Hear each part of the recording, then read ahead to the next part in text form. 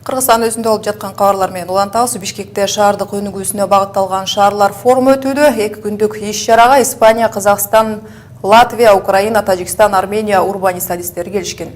Жыйынга мындан тышкары жергиликтүү өз алдынча башкаруу бийлигинин адистери, ишкерлер, саясатчылар, жигердүү шаар тургундарынын арасындагы тажрыйба алмашуу үчүн адамдар чогулушту.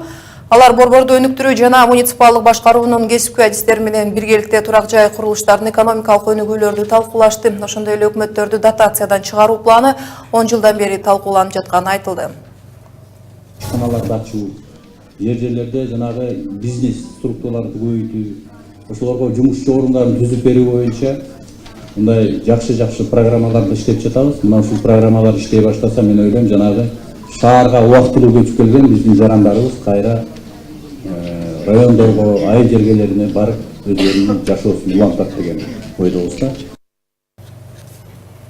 Кошумчалай кетсек, мындан 4 ай мурун Талас облусу дотациядан чыккан, бирок аймактык өнүктүрүү жай болуп жатканы айтылды. Бул теманы биз улантабыз. Шаарлар арасында кызматташтык жана заманбап борборго айландыруу боюнча суроолор калаанын курулушуна кайдыгер карабаган жарандык активист Атай Самыйбек уулу менен сүйлөшөбүз. Атай, кош келипсиз. Саламатсызбы. Мына бүгүн форумда Кыргызстандын аймактары бизде бар болгон саналуу шаарлар жай өнүгүп жаткан туурасында сөз болду. Себебин сиз эмнеден көрөсүз? Жалпысынан шаарлар форуму бул 31 шаардын өкүлдөрүн бирге топтолгон бир аянтча болот. Анан биз ушул аянтчада бардык шаардыктардын, бардык шаарлардын көйгөйлөрүн изилдеп, көйгөйлөрүн салыштырып, бирге ошол бүт бир аянтчада эксперттер менен бирге бул шаардын көйгөйлөрүн чечүүгө аракет жасоодо жана бул эң негизги максатыбыз. Бири-бирибиз менен кабарлашып, бири-бирибиз менен тажрыйба алмашуу. Сиз шаарлардын курулушун пландаган адам катары борбор кала болгон Бишкекте эмне деген жаңыча нерселер пайда болушу керек? Балким кайсы бир стилде жасалгалап, заманбап шаарга айландыруу керектир? Жалпысынан Бишкек шаарында жөн гана инфраструктуралык өзгөрүүлөр эмес, бул жалпысынан элдердин, жалпысынан биздин шаардыктардын шаарга мамилеси өзгөрүш керек. Анткени биз жөн гана меморат же жол эмес, бул биздин өзүбүзгө мамилебиз, маданиятыбыз жана өзүбүздүн шаардын суроолоруна активдүү катышуубуз бул өтө керектүү нерсе. Жана эгер биз ошол активдүү катышып, жана шаарлар форумунда дагы активдүү катышып, баарлашсак, шаарлар бизден өнүгөт. Бул биз оңолсок заман оңолот деген принцип менен иштейбиз. Сиздер бүгүн башка мамлекеттин адистери менен баарлашып көрдүңүздөр, алар кандай кеңештерин беришти?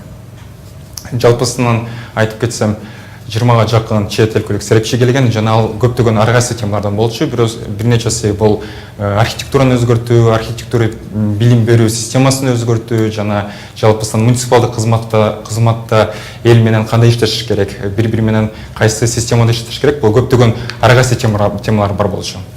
Кандай дейсиз, бүгүнкү айтылган кеңештер, көтөрүлгөн маселелерди турмушка ашыруу канчалык? Себеби тиешелүү кызматтар колго алмайынча иш жылбайт эмеспи? Жалпысынан бул сиздин сурооңузга жалпысынан бул бардык субъекттер катышыш керек. Жөн гана бул муниципалдык кызматтар эмес, бул дагы бизнестин, жалпысынан өкмөттүн, жалпысынан жалпы элдин жана жалпы шаардыктардын бирге диалог түзүп, бирге иштеш керек. Ошондо гана биз ошо койгон максаттарыбыз, койгон тилектерибиз орундалат.